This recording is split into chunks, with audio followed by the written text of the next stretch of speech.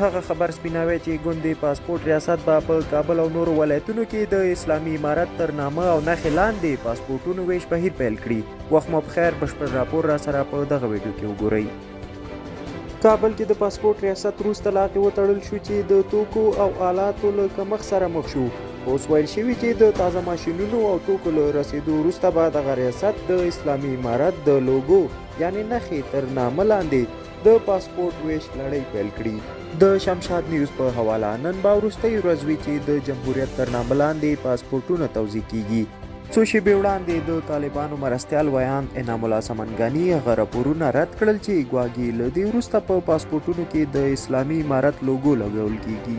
سمنګاني په خپل ټویټر پاڼه لیکلي چې هغه راپورونه چې د پخواني رژیم د جمهوریت په لوګو د پاسپورټونو ویش بهیر به سبا ودرول شي دروغ دي او د پاسپورټونو د ویش بهیر یا جریان به لکه څنګه چې په تیر کې وو ادامه ولري.